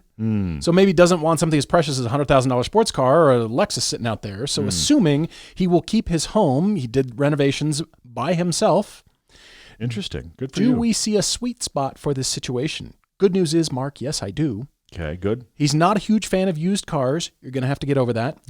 But he didn't know he didn't know if his best option would be something like a 986.2 Cayman or something like that. Any 4-door cars he can think of are compromised, or maybe he's just biased and he really wants a 2-door with back seats. He says back seats are nice. Yes, they I are. have your car. Oh, good. I have your cars. Oh, good. Excellent. Welcome to I Have Your Cars. I don't think you're ready. Maybe you're ready. I'm probably not. I'm looking forward to this.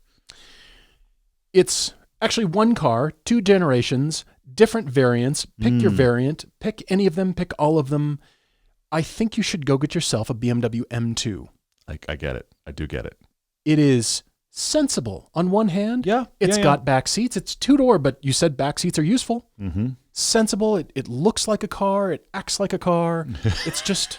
Here this is being a car. It's just a car. Yes, that's a great point. Yes. Except it's got a cool engine in it. It does. Crazy power. Yes. It handles great. It's fun to drive. It's interesting. You said you like to track your cars. Plenty of people track their M2s. Yes, and They're very well. Yes. Designed, the competition, it's designed for tracking. True, Now, true. you said consumables are an issue. You'll experience consumables at the same level of the Mustang. Yes. But I don't know that you're going to be tracking too much because we're going to go look used cars. Because if you did decide to go new, you're going to be paying $75,000 plus, even though I really do want to point you in this direction.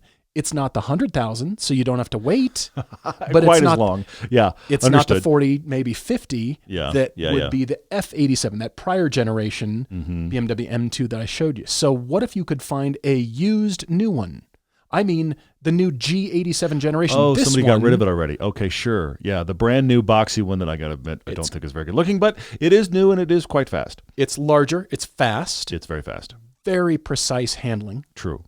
Lots of power. Great for track use. As a matter of fact, Mark, it's designed for track use. Both of these are. Yeah. I mean, I want you to have the F87 M2 CS, but those are $100,000 and you're going to have to wait. So let's go get one of these now, save some money, spend $60,000, $65,000.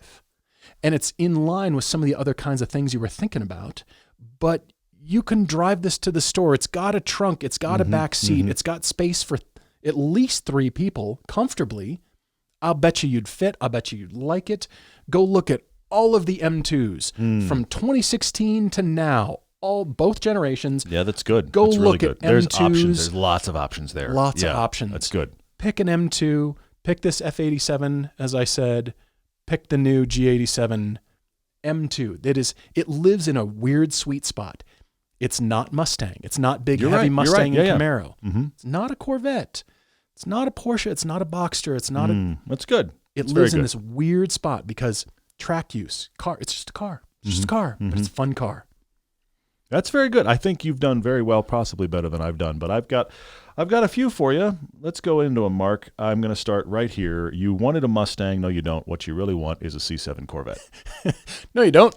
You talked about the 86 with more power. That's pretty much the C7 Corvette. The dynamics are connected. They're not the same, but like the dynamics that you experienced in the 86, if those start getting ramped up, you wind up in something that feels kind of like what the C7 does. Now, I will say you're wanting affordable. You're wanting something you can park on the street and you know is just going to run. I really do have to say maybe you should just go get another 86. But if we are moving on from that, because again, it's going to work as a daily, you already liked it, you wish you hadn't gotten rid of it, it doesn't have high consumables for tracking, I think there's a lot of reasons you go back. But this is what you're hoping the dark horse will be. And you can get them pretty much right now. Just go get a C7. The dark horse is not what you think the dark horse is. Yes. It's not what you hope and think it'll be. Unfortunately not. Just isn't. And so these things can track wonderfully. Even you get yourself a base Corvette with the right suspension setup and it'll be a wonderful track car. But it's also a fantastic daily. The thing that often gets overlooked about C7s, or just Corvettes in general, but C7s especially, is they're great dailies. Tons of space to sit in, lots of cargo space. The suspension setup is super easy for any commute on the planet. You're in Houston. These will have great air conditioners. Big old Chevy V8 sitting in traffic.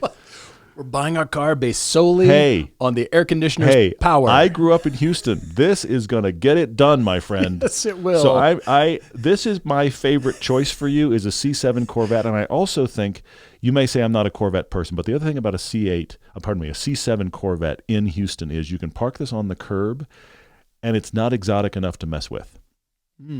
It's a C7 Corvette. It's a nice car. It's a blast freezer powered by a V8. Exactly. It's a nice car, but it's not like I should go bother that car. It's a C7 Corvette. So that is my favorite for you. Wow. You had some others you brought up that I want to talk through, plus a couple wild cards I want to get into madness, because the question I have for you, Mark, is where's the line between I want nice, because you do, and I really do want to track this? And I don't know, that's a sliding scale, even on the things you've listed for us. So I don't really know where we are here. I feel like the C7 is the nice match of both. But the LC500 you brought up. It's still a really sexy car. It's an incredible car. And if you get the early ones, they're about $50,000 now. Are they early really ones are down? They're down there. So you could get yourself an LC500. This is a fantastic commute, go anywhere car. These cars, now, this is if you don't want to track much. Because I don't really want to track this. Yeah, don't This track is not a track car. Yeah, no. Can it do it? Yes. Should you be doing it? Probably not. Okay? The genius about this car is just enjoying it. And you could drive it around Houston to a nice dinner, or you could go find a back road, or you could take a cross-country road trip. LC500 can do all of that. This is my track car. I don't know that's why you bought this. Maybe once a year. This is not a regular thing. So that's the thing about the LC500. You brought it up. I wanted to mention it. Cool car, though. Incredibly cool car. You know what else keeps coming down a lot is these guys. The early generation of the Mercedes GT.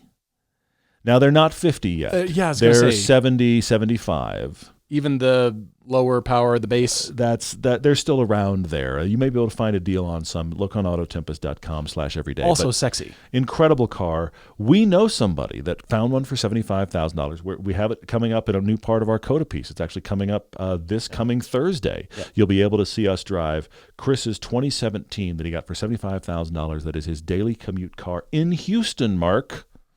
Phenomenal car. And Chris he might let tracked Mark drive his car. Possibly. He tracked it on code, and it was great. Let me put it to you this way. I would definitely track a C7.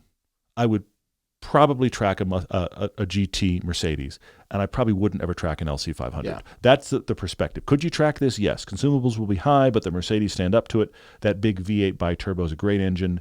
You could possibly stretch for one of these and really like it. But all of this brings me around to one that is actually cheaper than this and merges all of these things. I think the C7 is still the answer because you could do it right now with your budget. But you realize this is the show's C8 Corvette. These right now this is are an high interesting 50s idea. to mid 60s. That's what they cost, the early versions of the C8. And they are a phenomenal car for everything. Again, Chevy V8, so good air conditioner. They're very comfortable. They're very modern. They've got tons of usability. You could track this anytime you want. So I think the C8, and again, you're going to have to spend about $60,000. You were talking 20 to 40 if you go now. I'm above your budget. The C7s wouldn't be, but the C8 might be worth the stretch. Get yourself a used one versus ordering a new one. You can get them for the low 60s. In fact, we actually have the show's C8 that you're seeing here in blue with the Apex wheels currently for sale in the low 60s.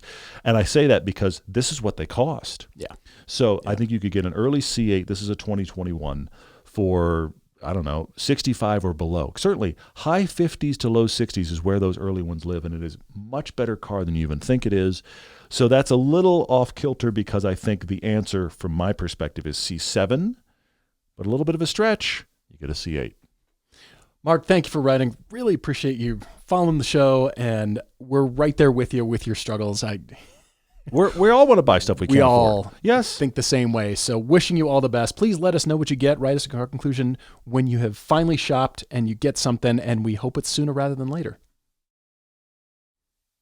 We have talked so long about Monterey and hypercars and madness. We just now are looking at the time of how long this podcast is. So we're going to jump over car conclusions on this episode. We're going to have those on the next episode. We got some really cool car conclusions to cover.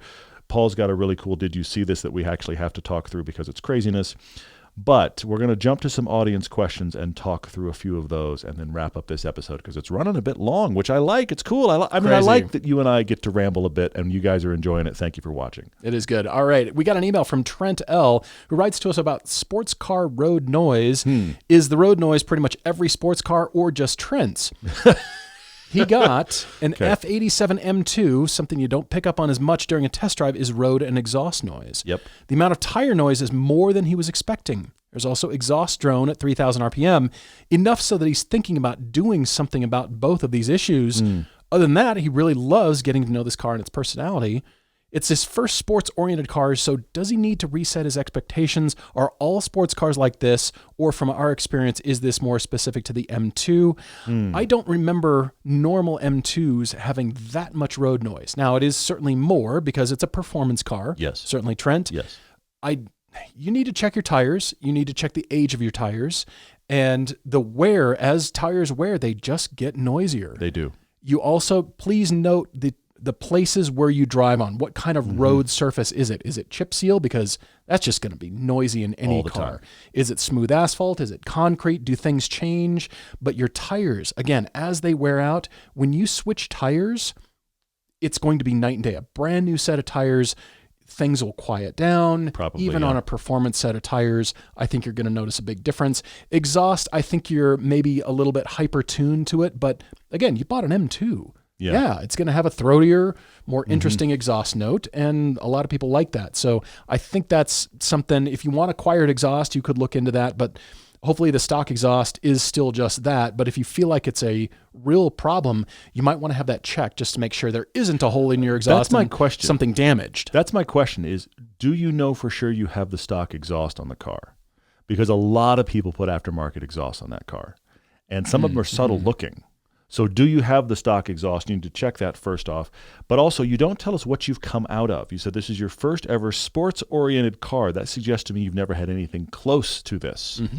And instantly, you're going to go up in increase in noise because of performance tires and performance exhaust. Even if you get the quietest car out there in that world, you're still going to notice a difference.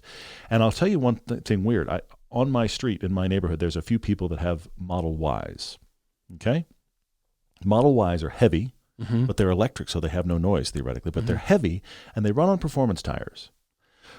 It's interesting to me that the Model Y going down my street is as loud as any gas car going down my street, and that is because of wind noise and tire noise. So performance starts to bring in more noise. So you're going to have that no matter what. So it's not just you, but to Paul's point, check the age of your tires. As tires wear out, they get super loud, and make sure that exhaust is stock. Daniel is asking, for a fun manual, year-round fun car, would we pick the Chevy SS or the Mitsubishi Evo 10? Two cars that I love. So I'm going to speak to this real quickly, Daniel. My first question for you is, you're talking about a year-round fun car. Do you get bad weather? Do you get snow? Now, I'm perfectly happy driving a rear-wheel drive car in the snow. You've done it as well. We've run good winter tires from Vredestein and others, and you can run a rear-wheel drive car in the snow, and the Chevy SS is a fantastic modern car, and I would say absolutely drive that. But if you are a person who's getting a lot of snow or you have some questionable roads, I would go Evo 10, which I love, as long as you can find one close to stock.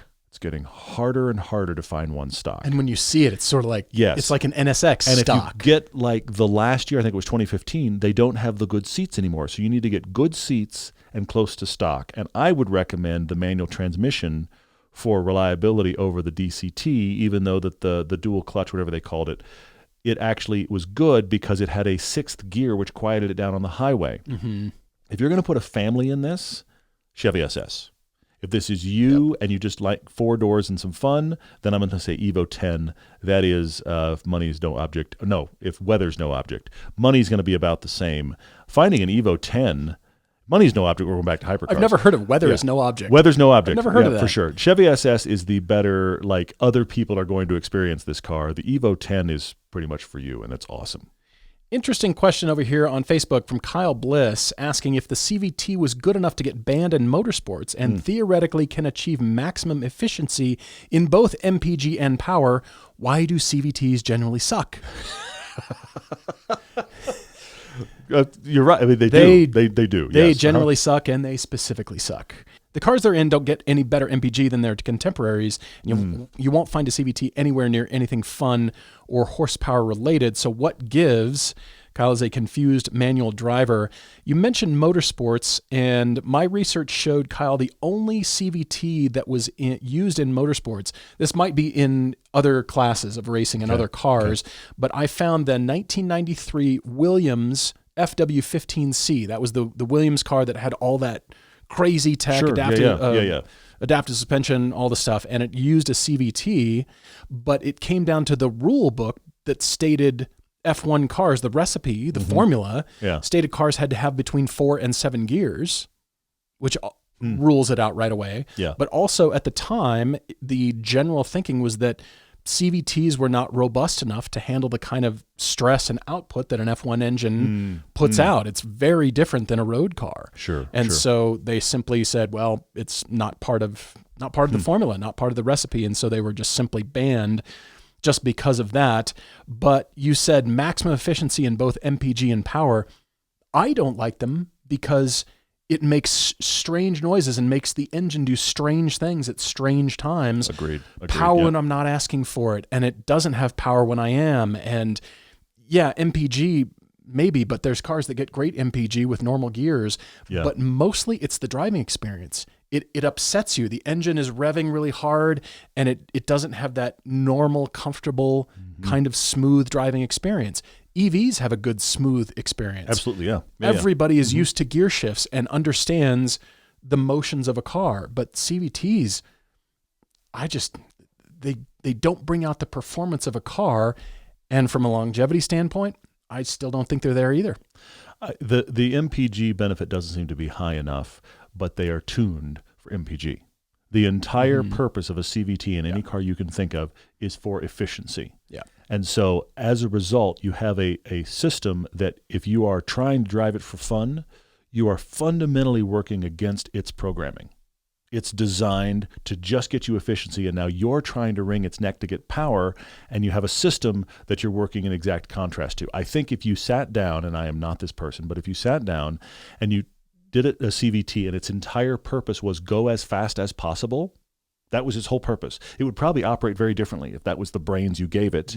And a race driver wouldn't matter because a race driver doesn't care about feel.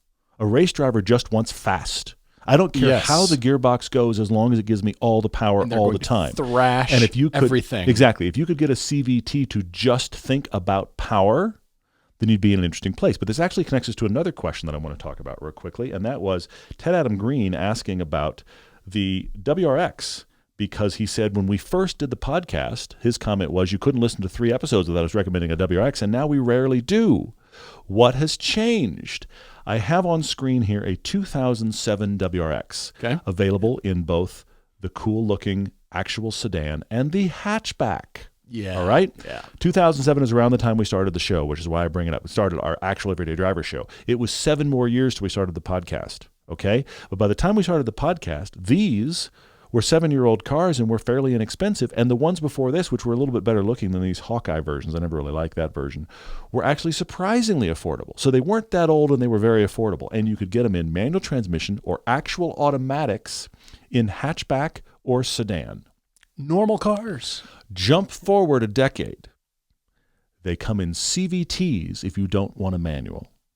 Yeah. And most of the manuals are on specs that you don't really want. That's a good The point. premium, the upper level spec is CVT only. Now, back to the prior question about the CVT, probably the best tuned performance CVT I've driven. I still don't like it, but it is the best tuned one for performance I've ever driven. Okay? Among the bad ones, Of you're all the best. the crappy cars, Yes. you're the best. So, but no hatchback.